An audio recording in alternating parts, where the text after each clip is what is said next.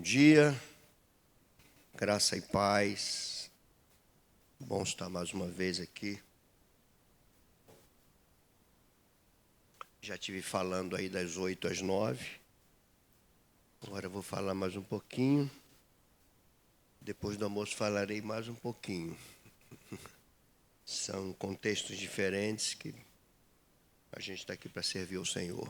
Servir a Deus com a entrega total da nossa vida, do nosso ser, da nossa mente, do nosso tempo, das nossas prioridades. E que o Senhor possa, mais uma vez, ser honrado nesta igreja, que a sua palavra possa ser honrada, recebida com temor, com louvor, com alegria e com um profundo senso de desejo de vê-la aplicada em cada um de nós. A gente tem falado muito na carta aos Romanos, tem sido uma dádiva de Deus para nós. E semana passada nós fomos até do verso 22 até o verso 29 de Romanos 15. E hoje nós vamos do 30 até o 33. É um texto menor, mas não necessariamente de menos profundidade. É um texto menor.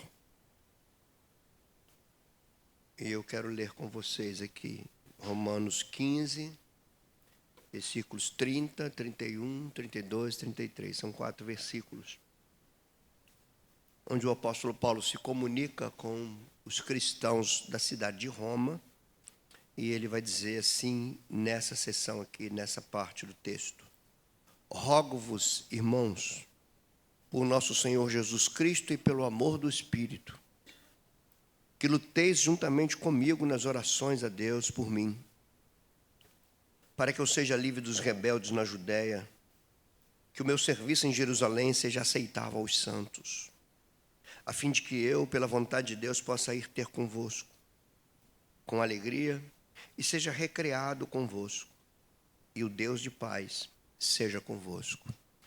Ó Deus bendito, é com temor no coração que nós estamos diante da Tua palavra.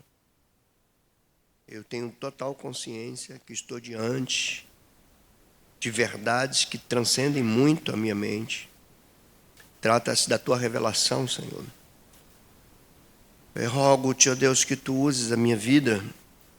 Tu me levaste a compreender alguma coisa desse texto. Leva-me agora a comunicar essas coisas à Tua igreja. Que a Tua igreja também ouça, entenda e aplique, para que Teu nome seja exaltado. Em tempos de tantas crises, nós queremos ser saturados pela Tua palavra. Te clamamos que Tu não nos deixes sem a Tua palavra. É ela que nos sustenta, é ela que nos mostra a verdade, o caminho, é ela que é luz para o nosso caminhar cristão. Então, que seja uma manhã em que tudo isso se confirme para a glória, para a honra, para o louvor do Teu santo nome. Amém.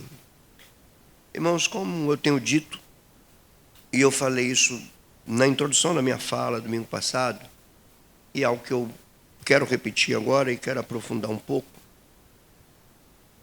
Quanto mais nós nos aprofundamos no conhecimento do Evangelho, quanto mais mergulhamos na compreensão do Evangelho, que é a morte e a ressurreição de Jesus, quanto mais nos mergulhamos nisso, quanto mais procuramos compreender a profundidade da entrega de Jesus e da vitória dele sobre a morte, quanto mais nós entendemos isso, mais engajados nos tornamos com a missão que ele confiou a nós.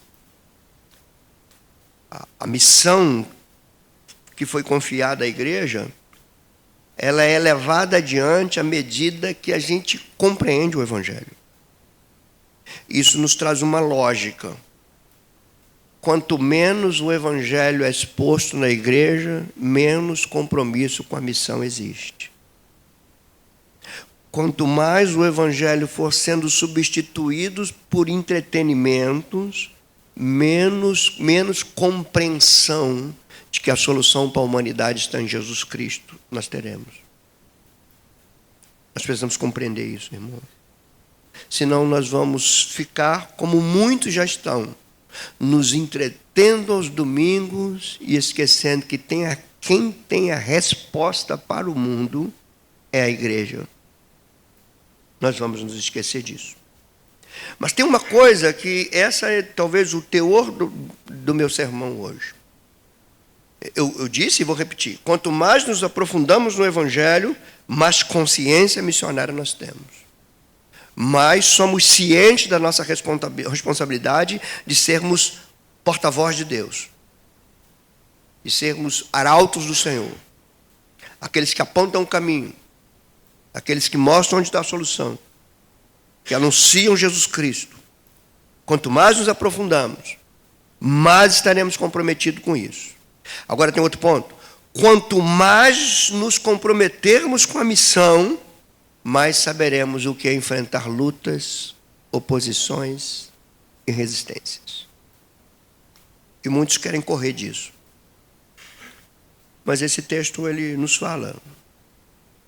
A gente consegue perceber isso nesse texto. A gente consegue perceber isso nas palavras de Paulo, no tom das palavras de Paulo. A gente consegue perceber o interior desse homem quando ele expõe essas palavras. Nós já falamos aqui, com base no texto anterior, no domingo passado, que uma missão requer a encarnação do Evangelho. O Evangelho precisa estar dentro de nós, a gente precisa entender isso. A missão requer intencionalidade, nós temos que ter ações e intenções. Tudo que a gente faz visa uma missão.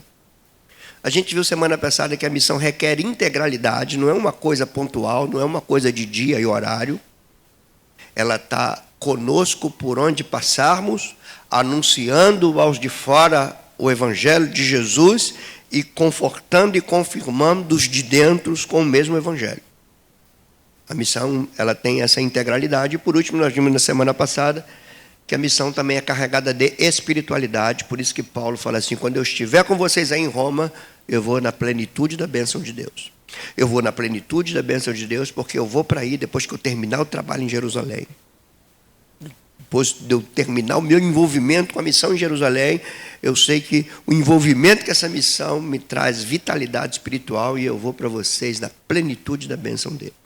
A gente precisa entender essas coisas. Só que agora ele vai começar a discorrer sobre os perigos, as oposições. Ele começa já fazendo um apelo, né? um rogo. Ele diz, eu quero rogar a vocês.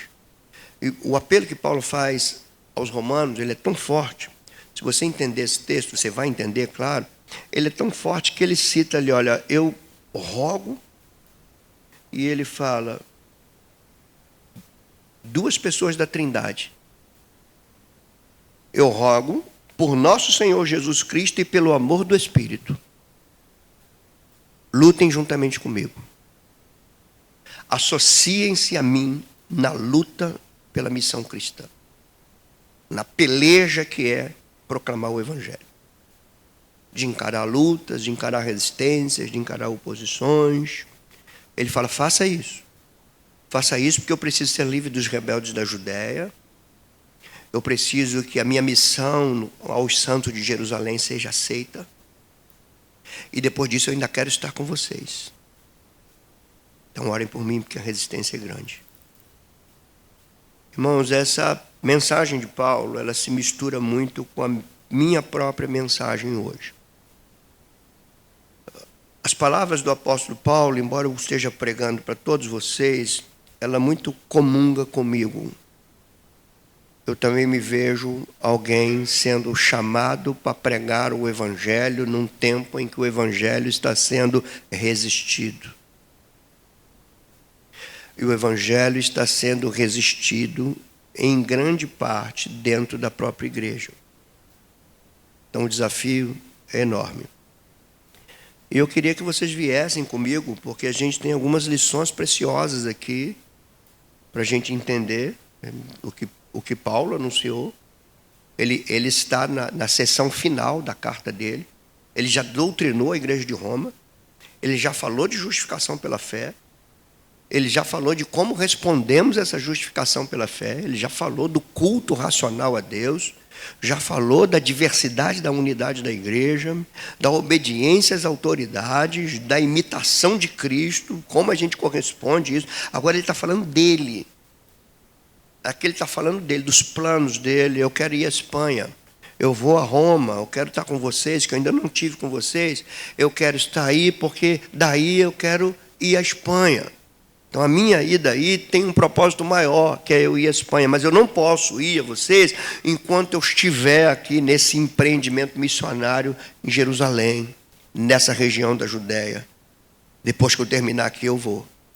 E dentro desse contexto, ele agora faz essa súplica. Rogo-vos, irmãos, rogo-vos pelo nosso Senhor e pelo amor do Espírito. Você consegue perceber a alma desse homem? Você consegue perceber o coração carregado desse homem? Você consegue perceber quantas lutas ele estava enfrentando, quantas resistências ele estava enfrentando? Que não mudava os planos dele. As resistências não foram suficientes para fazer Paulo voltar, retroceder. Ele continua com os planos, eu vou até a Espanha. A gente não tem ideia, naquela época, o que era chegar na Europa, na Espanha. Esse lugar tão longínquo de alguém que sai da redondeza ali da Palestina. Não tem avião, não tem carro, tem embarcação, cheio de lutas, de piratas. O homem quer ir à Espanha. Por que ele quer ir? Porque ele sabe que a Espanha precisa do Evangelho. Ele sabe que Roma precisa do Evangelho. E ele sabe que ele conhece esse Evangelho. Ele entende o Evangelho, ele sabe que no Evangelho está a solução para a humanidade. Então, irmãos, eu quero bater nessa tecla inicial. Você que está aqui, você entrou aqui, você precisa entender que a solução para a humanidade está no Evangelho. Se a igreja deixa de pregar o Evangelho, ela é o sal que perdeu o sabor, para nada mais presta a não ser para ser pisada pelos homens. Eu estou falando de coisas profundas e sérias aqui, que envolve não só a mim como pastor, envolve a tua vida. Porque a missão não é a missão do pastor, é a missão de Cristo confiada à igreja, que somos todos nós.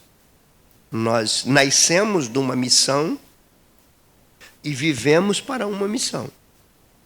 É aqui que eu encontro o sentido da vida. Então, dentre as lições que envolvem a missão aqui, os perigos da missão, eu quero citar alguns com vocês, enquanto o tempo me permitir, tudo baseado nesses versículos aqui. Talvez eu vá para outros textos, só para ratificar o que eu estou falando.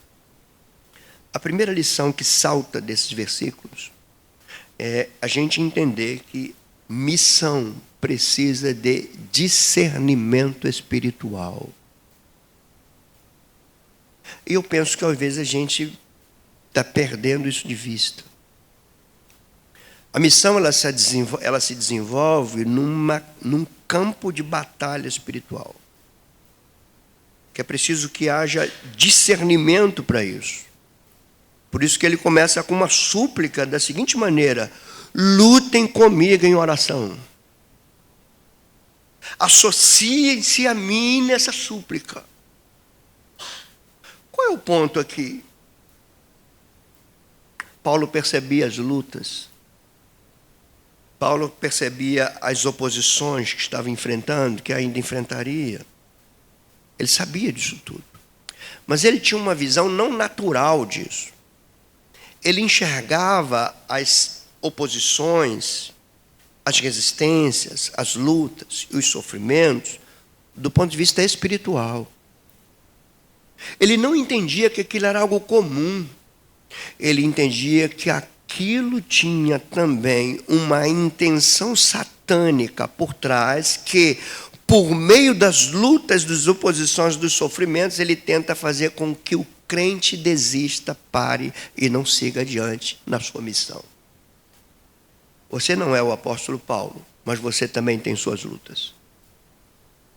Eu quero que você entenda que nesse ponto dessa lição preciosa, desses versículos, é que, se você olhar para a tua vida essa semana, nos últimos 15 dias, você deve detectar uma série de lutas, uma série de situações que podem levar você, talvez, ao desânimo, talvez ao retrocesso.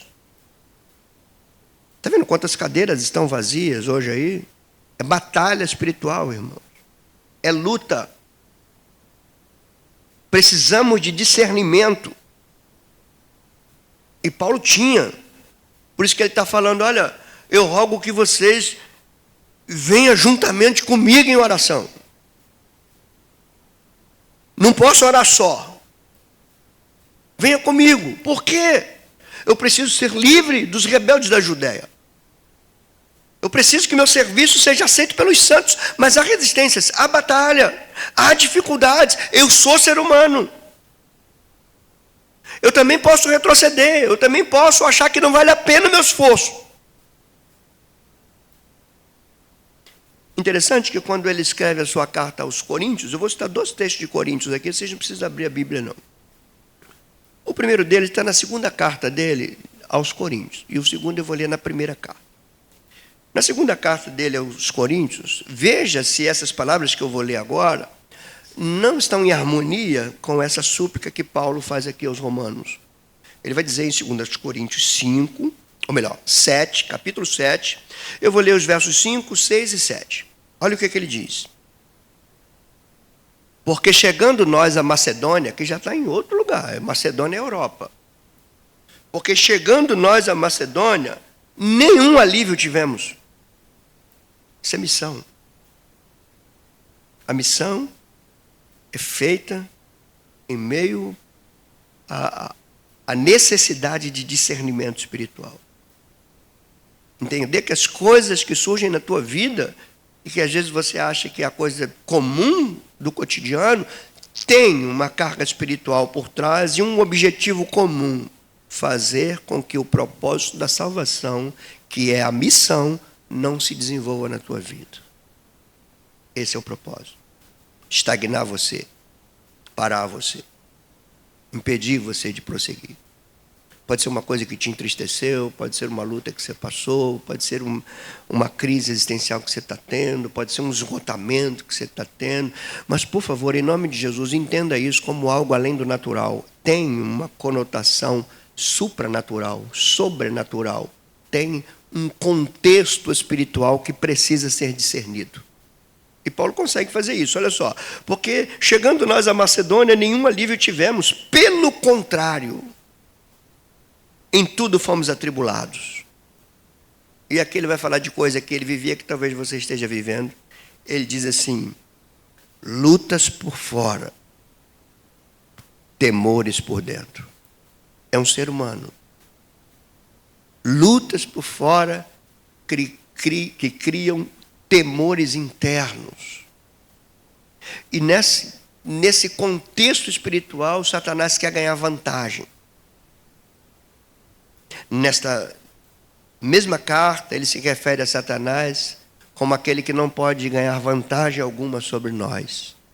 Mas para isso, nós não podemos ignorar os seus desígnios, seus objetivos, seus propósitos. Discernimento, irmãos. Precisamos ter discernimento espiritual. Satanás, ele não age nas encruzilhadas, nos despachos. Não é ali. Ele age, às vezes, em pequenos detalhes da tua vida. Em pequenas coisinhas do cotidiano. O objetivo é o mesmo. Ele quer que os desígnios dele sejam cumpridos. E os desígnios dele, assim como ele impediu o propósito da criação ao fazer Adão e Eva caírem, ele agora também quer impedir o propósito da redenção, fazendo com que a igreja trave em sua missão. Não tem nenhum problema se continuarmos cultuando, chorando, nos emocionando, tendo profundas emoções culticas. Isso não mexe com ele. O que inquieta ele é saber que a gente está em missão. O que ele vai fazer é tentar impedir isso. Prosseguindo aqui no texto, ele diz, então, lutas por fora, temores por dentro. Aí ele bota o contraste no verso 6. Porém, Deus, onde ele está vendo Deus aqui? No meio dos temores, das lutas externas e dos temores internos e da ferrenha tentativa de Satanás de esmagar esse homem. De fazer esse homem parar, de fazer ele pensar assim, não vale a pena. Não vale a pena. Paulo tinha muitos motivos para falar, não vale a pena. Eles não estão entendendo o que eu estou falando. A gente vê isso claramente na carta aos Gálatas. Diz, insensatos Gálatas, quem fascinou vocês? Eu ensinei tanto, vocês agora estão indo para outro evangelho. Não são lutas, irmãos. Lutas grandes. Mas aqui o verso 6, ele traz Deus para o cenário. Ele diz, porém Deus que conforta os abatidos. Satanás não gosta disso.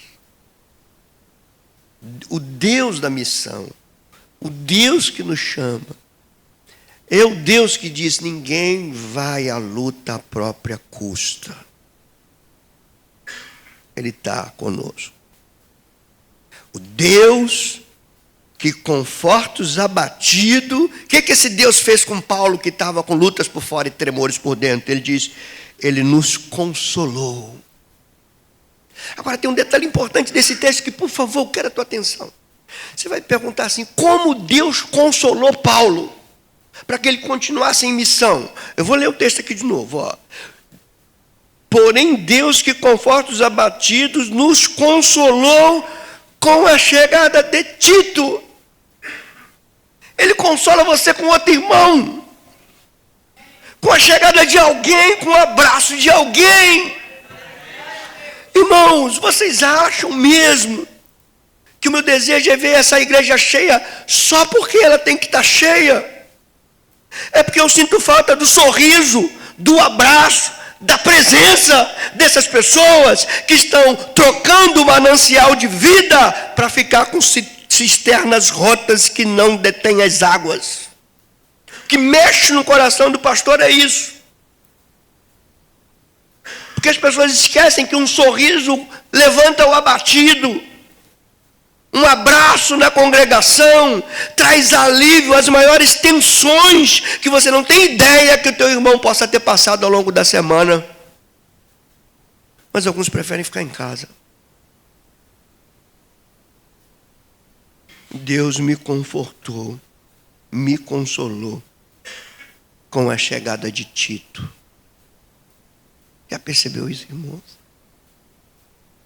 E depois ele prossegue e diz, e não somente com sua chegada, mas também pelo conforto que recebeu de vós. Tito havia recebido conforto e agora estava levando conforto a Paulo. Gente, isso é igreja. Você recebe conforto, você leva conforto e nós vamos encorajando uns aos outros em missão. Só para terminar o texto, não somente com sua chegada, mas também pelo conforto que recebeu de vós, referindo-nos à vossa saudade, o vosso pranto, o vosso zelo por mim. Ó, saudade, choro e zelo pelo homem de Deus. Paulo está falando, olha, tem lutas por fora, tem tremores por dentro, mas isso supera tudo. Deus consola os abatidos. Ele me consolou com a chegada de Tito. E quando Tito chegou, ele também viu o consolo que ele recebeu de vocês. E por meio de Tito, eu soube que vocês têm saudade de mim, que vocês choram por mim, que vocês zelam por mim. E isso aumenta a minha alegria. Está aqui, gente. Isso é Bíblia. Isso é Escritura Sagrada. Por isso que eu falo sempre, irmãos, igreja não é um ajuntamento de pessoas buscando uma euforia dominical. Longe de ser isso. Longe. Igreja é um povo em missão, que precisa de ter discernimento espiritual e saber que muitas vezes vai precisar ser consolado, ser confortado, ser encorajado. E às vezes nós estamos orando para Deus enviar anjos e esquecemos que Deus nos consola com o outro que está sentado ao nosso lado, com a chegada daqueles que chegam diante de nós. Por isso que eu falei na semana passada, irmãos, que a vida cristã é uma vida intencional. A gente precisa recuperar o Evangelho, que foi distorcido nos nossos dias. Então, essa é a primeira lição. Eu falei que ia ler 2 textos. O segundo eu vou ver se eu leio de cor, de cabeça para vocês. 1 Coríntios 16, quando ele está se despedindo ali, ele fala assim, olha, eu vou ficar um pouquinho aqui em Éfeso. Eu fico tão admirado que essas palavras... É porque eu me vejo no cenário, né? Aí ele está escrevendo para os coríntios, ele está em Éfeso, e ele está dizendo assim, olha, eu vou ficar mais um pouquinho em Éfeso. Reparem só, aqui para os romanos, ele está falando, eu não pude estar com vocês ainda, porque eu estou agarrado em Jerusalém aqui, na minha missão. Quando ele escreve aos coríntios, a primeira, ele está escrevendo para os coríntios, mas ele está agarrado numa missão em Éfeso. E com relação à missão, ele diz assim, olha, eu vou ficar mais um pouquinho em Éfeso, sabe por quê? Abriu uma grande porta para o trabalho missionário aqui. Só que depois ele complementa e diz, mas há muitos adversários. A gente precisa de discernimento espiritual. E não há discernimento espiritual sem a busca da vida no Espírito. Da vida de oração, da comunhão com Deus. Irmãos, deixa eu falar uma coisa que é muito particular minha. Eu vejo o cristianismo do meu tempo, eu vejo cristãos que eram fervorosos se tornando naturais. Estou vendo isso hoje. Outrora, nos mínimos detalhes da nossa vida, nós corríamos para o joelho. Agora não existe mais isso. Estamos nos tornando naturais. Estamos achando que a gente vai superar as dificuldades financeiras, quanto mais a gente trabalhar, nem que a gente sacrifique culto, quanto mais eu trabalhar, mais eu vou ter dinheiro, mais eu vou me sustentar. Nós esquecemos que a palavra de Deus diz assim,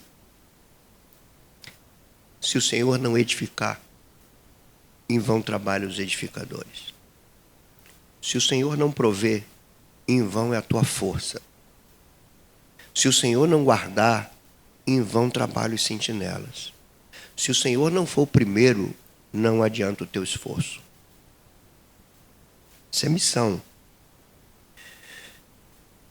Eu quero um segundo ponto aqui, dessas lições desse texto aqui de Romanos 15, 30, 33. A segunda lição é decorrente da primeira. Se a primeira eu falo, temos que ter discernimento espiritual. A segunda é, temos que ter uma vida de intercessão. Se a missão precisa de discernimento espiritual, a segunda lição é, a missão carece de intercessão. O dia que a gente não precisar mais implorar para as pessoas participarem do momento de oração, às quarta-feiras, 20 horas, aí a gente está vendo que a coisa está começando a engrenar mais. Mas a gente ainda tem que fazer muita propaganda para as pessoas participarem. Já viu isso? A gente precisa fazer propaganda. Eu me lembro de um pastor que falava que ele contratou um carro de som para convocar a igreja para vir cultuar a Deus. Isso é verdade. Precisamos voltar ao Evangelho, irmãos. A igreja é essencialmente missionária e a igreja é essencialmente sacerdotal. O que é uma igreja sacerdotal? O que o sacerdote fazia? Ele intercedia. A igreja precisa interceder. Quando Paulo escreve aos Efésios, por exemplo, naquela famosa passagem da armadura de Deus, né? Vocês devem lembrar isso. Quando chega lá para os versos 18 e 19, ele escreve assim, prossigam com toda a oração e súplica, ele falando aos Efésios, orando em todo o tempo no Espírito. Você vê a integralidade da vida cristã, né? Orando em todo o tempo no Espírito e para isto vigiando com toda a perseverança. Então a gente vê oração, perseverança na oração. Depois ele diz assim, com perseverança e súplica. E depois vai dizer assim, orando por todos os santos. É o que o Daniel falou aqui ainda agora. Orar por todos os santos, que todos os santos estão num terreno missionário, numa arena perigosa, que é o mundo para o qual o Senhor nos envia. Esse mundo é perigoso. Esse mundo tem perigos fora e traz temores por dentro. Então ele diz, interceda por todos os santos, e depois ele diz assim, e também por mim. Aí ele pede, orem por mim. Para quê? Ele não pede nenhum bem material, gente. Isso é interessante. Orem por mim para quê? Para que me seja dada, no abrir da minha boca, seja me dada a palavra, para que eu, com intrepidez, possa fazer conhecido o mistério do Evangelho de Jesus Cristo. Não existe missão sem intercessão. Por isso que ele está falando aqui, ele está suplicando aqui. Rogo-vos, irmãos, pelo nosso Senhor Jesus Cristo, pelo amor do Espírito Santo, que lutem juntamente comigo em orações.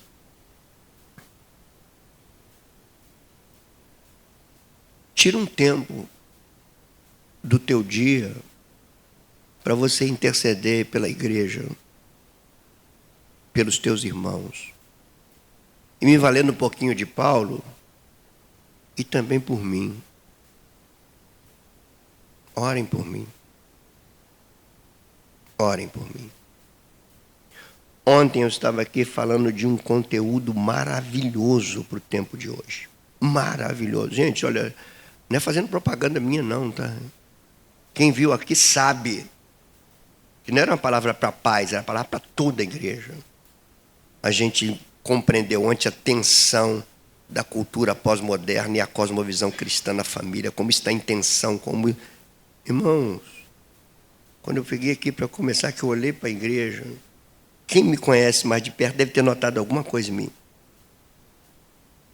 Porque o meu interior desabou. Eu comecei assim, ficar com medo de ter vergonha dos visitantes chegarem aqui e não nos ver.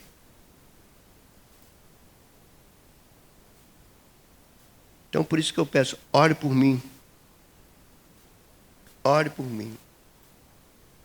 Eu cheguei em casa ontem, a Tânia foi dormir. Eu, quando entrei para o quarto para dormir, já ia dar 2. Que eu tinha que falar hoje às 8, falar hoje, agora, no sermão, e falar hoje, depois do almoço, com a liderança da igreja. Se eu fizer essas coisas, movido pela resposta das pessoas, talvez eu já tinha retrocedido. Mas a razão de eu fazer é honrar quem me chamou. É isso que me leva a fazer, honrar quem me chamou. Paulo passou por isso, ele disse, Timóteo, vem estar depressa comigo, que todos aqueles que estavam junto comigo, todos eles me abandonaram. Eu estou só, Timóteo, estou preso só, aqueles que estavam comigo não estão mais. Alguns até amaram o presente século. Isso ele escrevendo para Timóteo. Então, irmão, essa segunda lição é essa. Interceda para teu irmão, porque teu irmão é passível de desânimo. Teu irmão que está sentado do teu lado, ele tem lutas no dia a dia, lutas que talvez para você parecem coisas pequenas, mas para ele são enormes. Então, não classifica o tamanho da dificuldade pela tua experiência. É de cada um. Cada um tem a sua. E essas dificuldades do cotidiano é o que Satanás tenta se aproveitar para travar o Filho de Deus, a Filha de Deus, a Igreja de Deus. Então, se a gente tem uma igreja que intercede, a gente está aí se preparando para o planejamento do ano que vem. Eu vou falar já com os líderes sobre isso. Tem 4 pontos numa igreja que a gente sempre vai ter que trabalhar simultaneamente: doutrina, oração, comunhão e evangelização. Essas 4 coisas são 4 pés que sustentam a mesa da comunhão. Nós precisamos crescer em intercessão. Precisamos ser uma igreja que ora. Mas não é uma igreja que ora no momento barulhento do culto, gente. É uma igreja que ora no seu dia a dia, que tem discernimento espiritual, e por conta desse discernimento espiritual, a igreja não vê as coisas de forma natural. Ela tem um olhar mais profundo sobre as coisas corriqueiras do cotidiano. Antes, por exemplo, de você ficar chateado ou chateada com o teu filho que tomou tal postura, que está com umas conversas estranhas, ao invés de você interpretar somente nessa horizontalidade, tenha discernimento espiritual. Teu filho é alvo do inimigo. Ore por ele, interceda por ele, dobre teus joelhos, derrame lágrimas de oração. A igreja intercede, Paulo está pedindo interceder. Esse cara que está pedindo intercessão foi o mesmo que falou assim: eu fui até o terceiro céu, eu vi coisas que são incontáveis, mas nem isso fez ele se sentir não necessitado da intercessão dos santos. Ele dizia com muito orgulho: pela graça de Deus eu sou o que sou. Sua graça em mim não se tornou vã, eu trabalhei mais do que todos aqueles que vieram antes de mim. E ele depois diz: não eu, mas a graça de Deus em mim. Mas esse cara que era isso tudo, ele fala assim: orem por mim, intercedam por mim, juntas comigo em oração, porque eu estou em missão assim como vocês estão. Essa é a segunda lição. A terceira, está tudo no texto, tá? Tudo vem daí. A terceira, que já está no meio, de certa forma eu já falei, a terceira lição aqui é você entender que não existe missão sem oposição. Não existe. E aqui o discernimento tem que ser tão profundo, irmãos, porque às vezes a oposição vem dos de dentro. E a gente tem inúmeras referências bíblicas para ratificar essa verdade. Inúmeras. Você lembra quando Pedro falou assim: olha, tu és o Cristo, o Filho do Deus vivo? Lembra? O que Jesus falou para ele?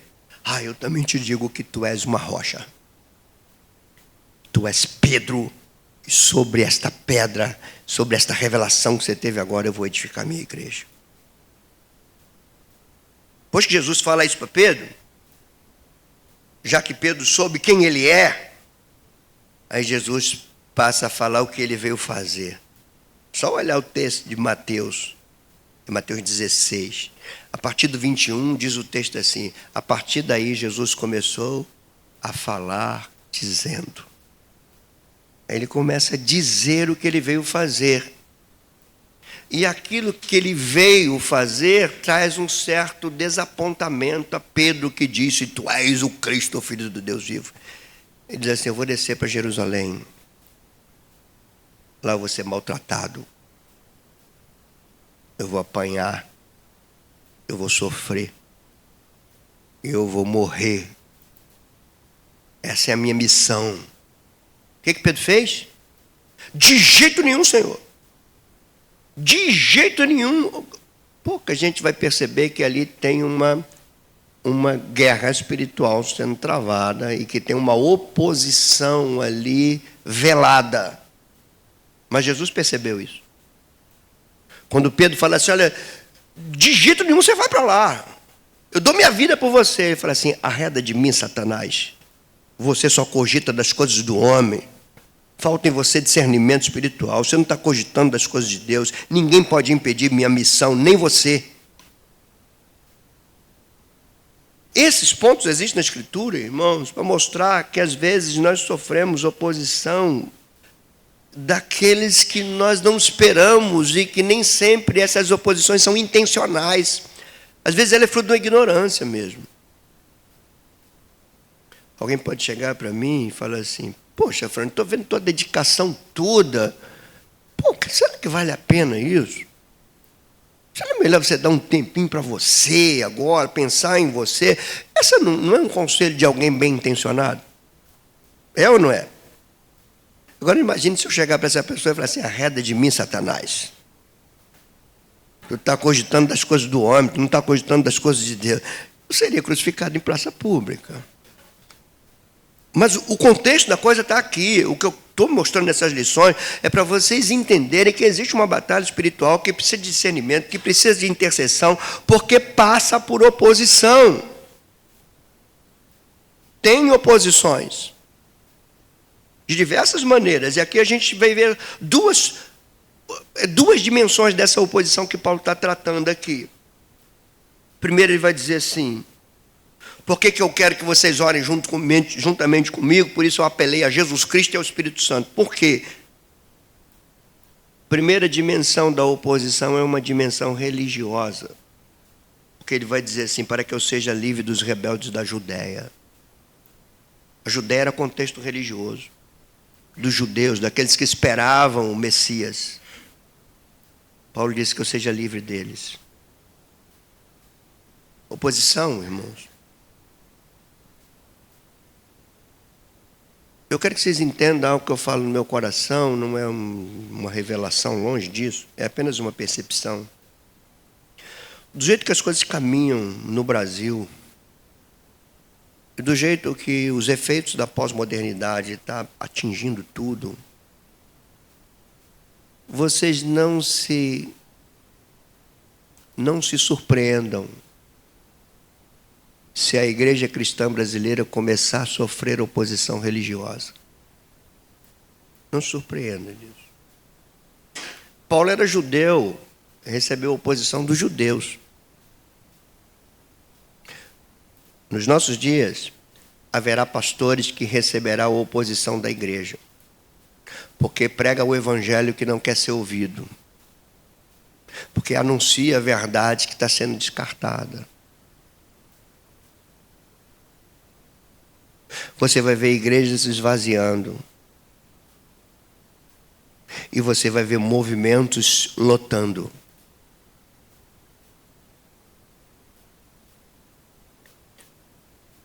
Não me veja como um profeta que está trazendo uma revelação. Me veja como um homem que pensa.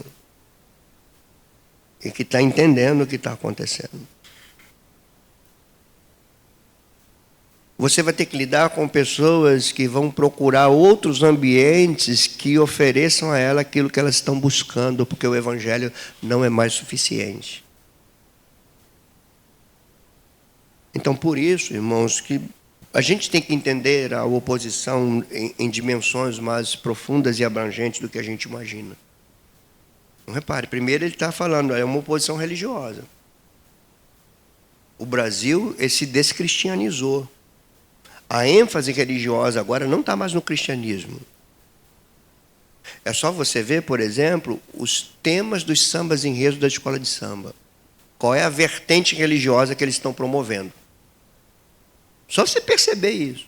Existe uma vertente religiosa sendo promovida. Essa vai fazer oposição ao cristianismo. E o cristianismo vai ser colocado de lado, como já tem sido. Então a primeira dimensão é essa, é religiosa. Mas tem uma segunda dimensão, que é a oposição interna. Interna. É quando Paulo diz assim, que o meu serviço em Jerusalém seja aceitável aos santos. Você já parou para pensar nisso? Orem para que aquilo que eu faço aos santos seja aceito pelos santos.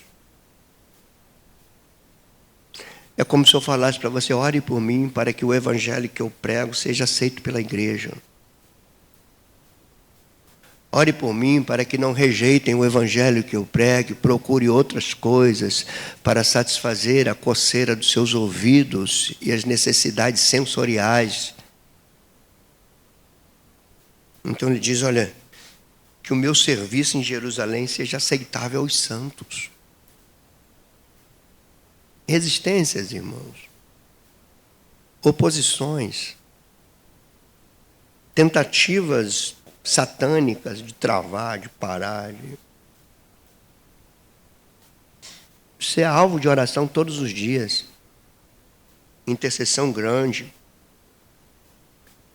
E uma quarta lição, e última, que também está no bojo, principalmente no texto que eu li para vocês aqui, de Paulo aos Coríntios, que fala que Deus confortou ele quando enviou Tito. Ele me trouxe consolação pela chegada de Tito. E nesse texto que nós lemos tem um ponto aqui que é muito similar a isso, que nos traz a quarta lição. A missão é fundamentada na comunhão dos santos. A comunhão dos santos fortalece a missão. A comunhão dos santos traz vitalidade à missão.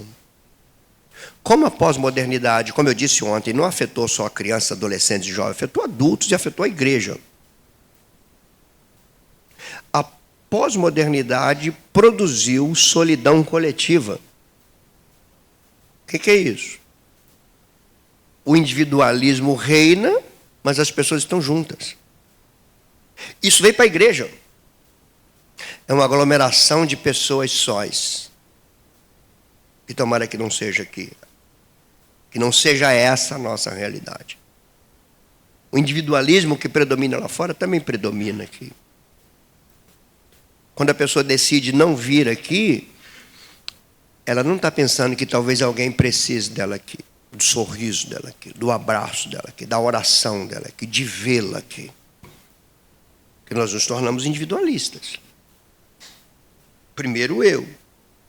Só que, aonde eu pego aqui, que a missão ela é fundamentada na comunhão, em outras palavras, para deixar mais claro, nós precisamos uns dos outros para continuar em missão. A alegria de um cristão vem da comunhão dos santos. Não vem do entretenimento da cultura. É da comunhão dos santos. Olha o que ele vai dizer. Aí do verso 32, ele vai dizer, a fim de que eu, pela vontade de Deus, possa ir ter convosco. Irmãos, o homem está orando para que ele seja livre dos rebeldes da Judéia. O homem está orando para que o serviço dele seja aceito pelos santos.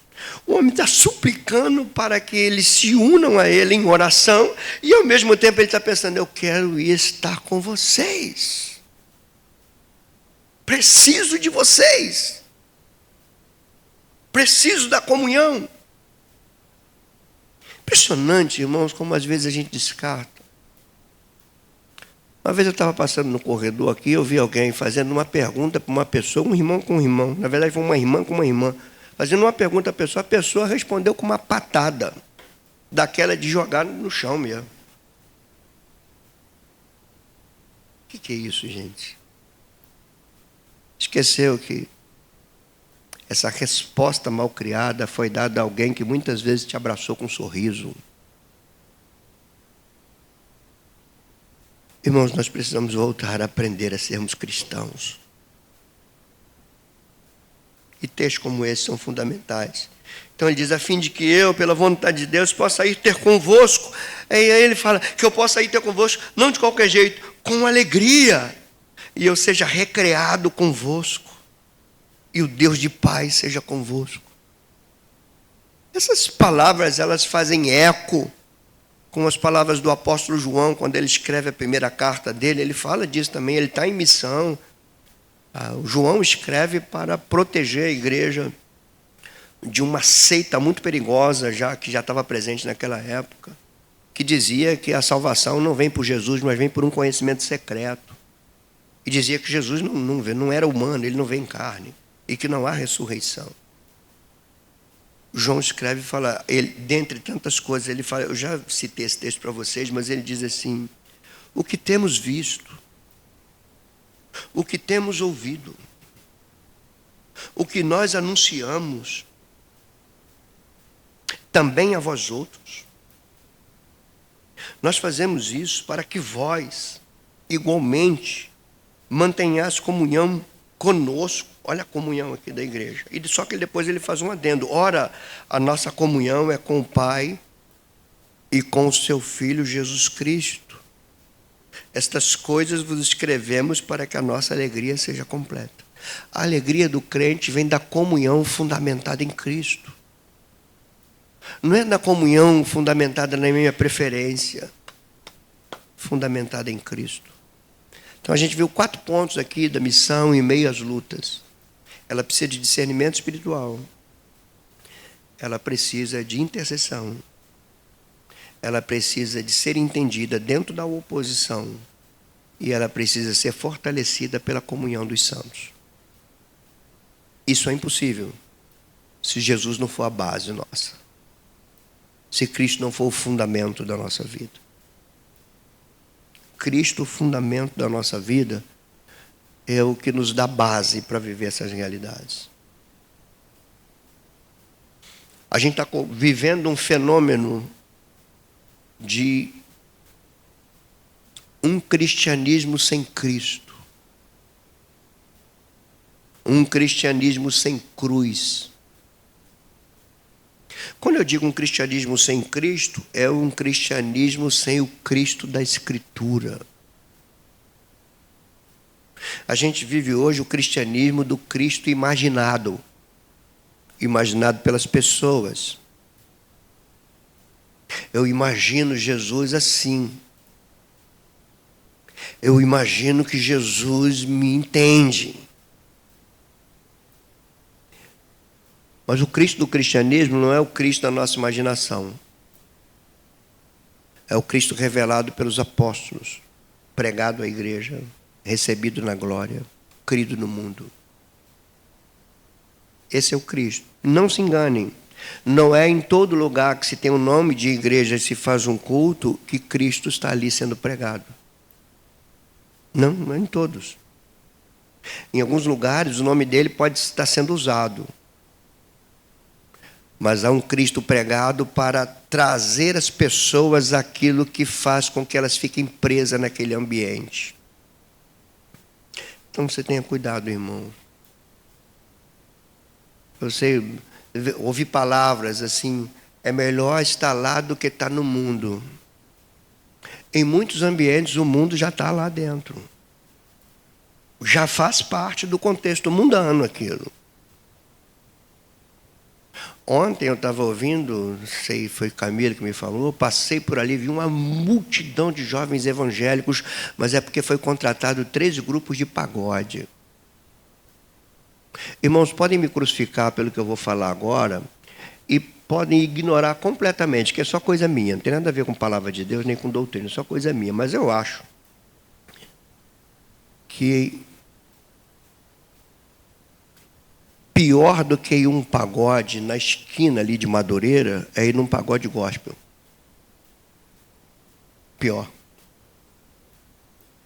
Ir num pagode gospel é pior. Porque você está formatando Cristo para um ambiente de lá, colocando uma tinta gospel ali.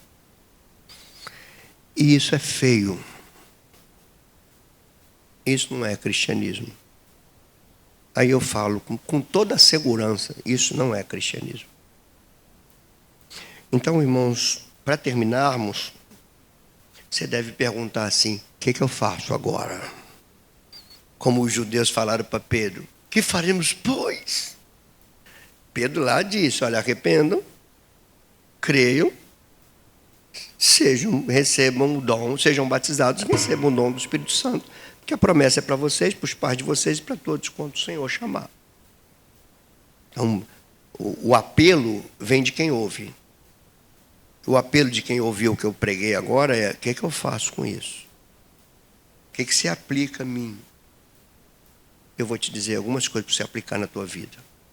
Se você entende isso como um sermão que vem da Escritura e está legitimado pelo próprio Deus. Primeiro, busque entender com mais discernimento o teu cotidiano. Veja as coisas para além do natural. Perceba, irmãos. Perceba. Eu não vou no culto domingo. Por quê? Porque eu estou sentindo um incômodo no cotovelo. Isso pode ser uma razão para você ficar, mas o que eu quero é... Começa a interpretar isso com discernimento. Será que esse incômodo do cotovelo está deixando você de vir aqui e impede? Ou tem algo por trás disso que quer travar você para que você não esteja num ambiente onde você vai ser edificado, onde você vai ser instruído, onde você vai ter mais conhecimento. Então procure entender as coisas com mais discernimento. Não veja o teu cotidiano de forma natural. Para e pensa, irmão, você vai viver melhor. Você está dirigindo, alguém te deu uma fechada. Pensa nisso. Será que o Satanás não está querendo usar aquelas fechadas para tirar você do sério? E impedir que você prossiga em missão? Você vai responder essa fechada que você levou da mesma maneira que alguém que não conhece a Cristo responderia? Como é que é isso, irmão? Discernimento. Isso não é ignorar a realidade, é enxergar a realidade visível à luz de uma realidade não visível. Interpretar essas coisas. Então, a primeira coisa para você aplicar na tua vida, procure ter discernimento espiritual. Pare de falar o que dá na telha.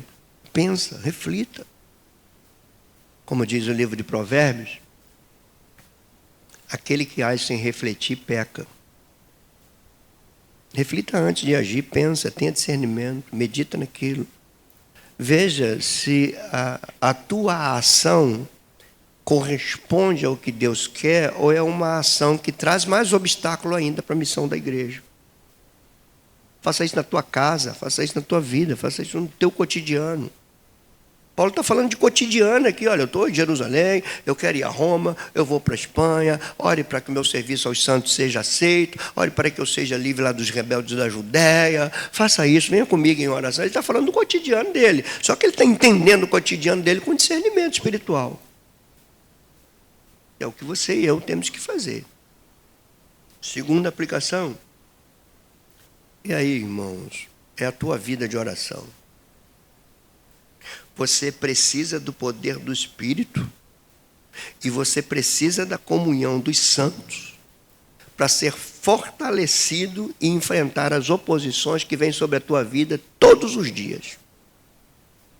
Vou repetir. O que você precisa aplicar na tua vida? Primeiro, saiba que as oposições estão aí todos os dias. Você vai sair daqui, você vai enfrentar a oposição. Todos os dias. Como eu lido com isso? Ignorando? Não. Reagindo com raiva? Não. Lembra quando alguém falou assim, eu não vou deixar vocês órfãos. Vai ter alguém com vocês que vai guiar toda a verdade. Não existe vida cristã sem comunhão com a terceira pessoa da Trindade, sem comunhão com o Espírito Santo. E não existe comunhão com o Espírito Santo sem uma vida de oração. Mas a vida de oração não é uma vida de decoreba religiosa, de texto, gente. Quando a gente ora, a gente está falando com uma pessoa. A pessoa do Espírito Santo que está contigo todos os dias. Até isso a gente fez caricatura. A gente acha que a oração poderosa é aquela oração que a gente grita e as pessoas se envolvem naquele fervor. Irmãos, vamos acordar.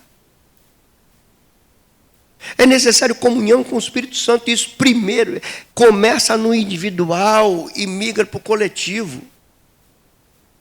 É a minha vida com o Espírito, depois para me juntar com outras vidas que estão no Espírito também. Então, o que você faz? Entenda uma coisa, você precisa do poder do Espírito na tua vida e você precisa da comunhão dos santos. Você não pode negligenciar nenhuma coisa nem outra. Se você negligencia a tua vida de oração, a busca da comunhão com o Espírito Santo, você não é páreo. E se você busca a oração, lá, a comunhão com o Espírito Santo, mas negligencia ou renuncia, ou descarta isso aqui, você é também como brasa que saiu da fogueira. Daqui a pouco você está apagando. Então essa é uma lição preciosa. Preciso do poder do Espírito, preciso da comunhão com os santos para viver em missão. Preciso disso.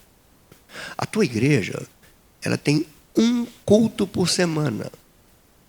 4 cultos por mês.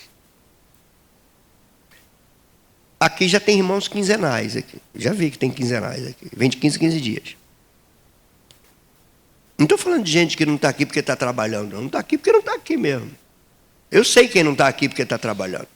Eu sei. E eu sei quem não está aqui porque não está aqui mesmo. Não quer estar aqui. Quando quer, vem. Nós precisamos, irmãos, você não pode se acostumar em chegar aqui e ver as cadeiras do teu lado vazias, sabendo que teu irmão está em casa. Você precisa ser usado por Deus. Você precisa dele, ele precisa de você. Precisamos disso. Terceira coisa para você aplicar na tua vida, que talvez você já tenha visto essa aplicação, a partir de hoje, ouviu isso, Você vai sair daqui e falar assim: eu quero ser um intercessor dos santos. Quero interceder pela igreja, quero interceder pelos meus irmãos. Eu reconheço que é uma batalha espiritual muito grande. Eu quero interceder para aquele cara, filho de alagoano lá, que eu estou imaginando a luta que ele passa para estar pregando a cada domingo naquela igreja lá. Quero interceder por ele. Quero de vez em quando enviar uma mensagem para ele. Tem gente que me envia mensagem todo dia. Quero de vez em quando enviar uma mensagem: eu estou orando por ti, não desanima. Fica firme. A partir de hoje, você vai sair daqui: eu quero ser um intercessor. Reparem, irmãos, Jesus Cristo não é o Senhor da tua vida. Sabe o que Ele está fazendo no céu agora? Intercedendo por você. E você negligencia a intercessão pelo teu irmão? Pelos irmãos que estão aqui? Por aqueles que você não está vendo? Pelo teu pastor que está aqui falando? Pelos ministérios da igreja? Pelo ensino da igreja? Você intercede pelo Júlio? Você sabe o que é a luta do Júlio no dia a dia para estar aqui? Eu chego aqui, 7 horas da manhã, o Júlio já está ali escrevendo no quadro. Você ora por ele. Você sabe o que ele passa em casa, com a família? Pela luta que ele passa com a filha. Intercede por ele. Igreja, irmãos. Então sai daqui, eu preciso ser um intercessor. Se eu ver como é que essa igreja vai usar aqui uma palavra bem penteca, a igreja vai pegar fogo. Todo mundo, gente de oração, gente de comunhão, gente que se apega ao Espírito Santo, gente de missão, gente, nosso culto aqui vai. Agora eu vou usar uma mais popular, vai bombar. Dá equilibrada, dá equilibrada. Entenda que teu irmão, como você, é sujeito à fraqueza. Interceda por ele. Interceda pelo teu irmão. Ore por isso. Quanto mais você faz isso, mais o Espírito Santo vai colocando carga no teu coração. Vai te mostrando. Ele vai fazendo você perceber. Por que o Taniel abriu o culto de hoje lendo Atos 4? Isso que ali é calculado. É um texto que fala da igreja em intercessão. Sabe qual era o pedido daquela intercessão? Que nós consigamos continuar pregando a tua palavra a despeito das lutas e das perseguições que passamos. Uma outra lição. Saiba que a paz, a harmonia que você precisa, Deus usa a comunhão dos santos para isso. Paulo fala assim: eu quero estar com vocês. Eu vou na alegria porque eu quero desfrutar da alegria que vocês me proporcionam. A igreja precisa resgatar a sua dimensão comunitária, de povo, deixar de ser individualista. Dimensão comunitária. E por último, irmãos, para isso tudo, é necessário que nós estejamos em Cristo, que Jesus Cristo, de fato, seja o Senhor da nossa vida.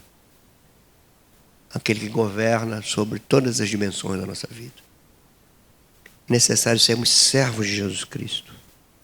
Ter a nossa vida dedicada a Ele, entregue a Ele, todos os dias, a cada instante.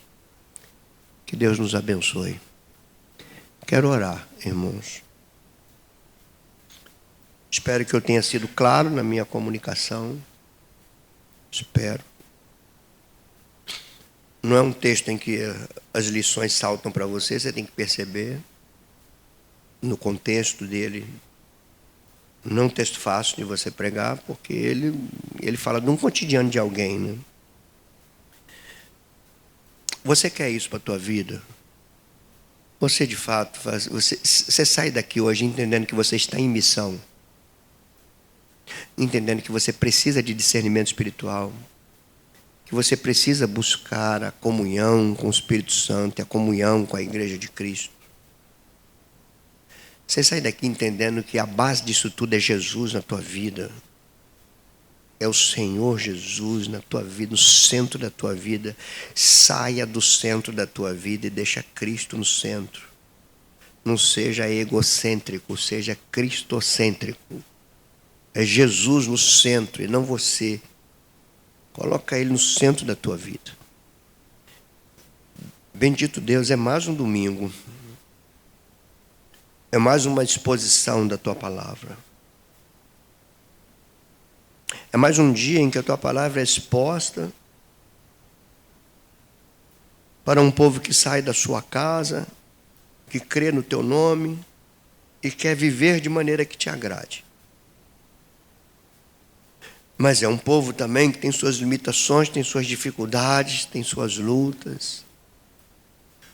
Nós sabemos, Senhor, que cada dia fica mais difícil viver um cristianismo autêntico no tempo de cristianismos desfigurados. Nós temos essa consciência. Nós rogamos a Ti, Senhor, assim como nós aqui, tem muitas outras igrejas que estão aí pautadas no Evangelho, procurando expor a Escritura, procurando cuidar da saúde espiritual de um rebanho, para que este rebanho possa ser saudável e produtivo. Então, ó Deus, escuta nosso clamor, e muitas coisas concorrem contra isso.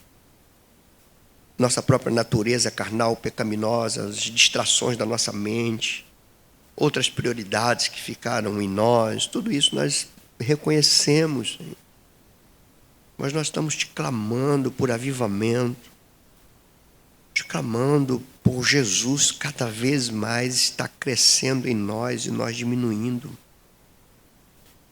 Estamos te clamando e clamando que pelo teu nome, o teu Santo Espírito venha fazer a imagem de Jesus crescer em nós. Nós saímos daqui, nós estamos cercados de parentes, vizinhos, amigos que não conhecem o Evangelho, que não conhecem a Cristo. Senhor, com lágrimas nos olhos, nós falamos dentro da tua igreja, uma parte considerável não conhece a Jesus Cristo, não conhece o Evangelho. Ó Deus, não permita que venhamos ser iludidos por isso, Senhor.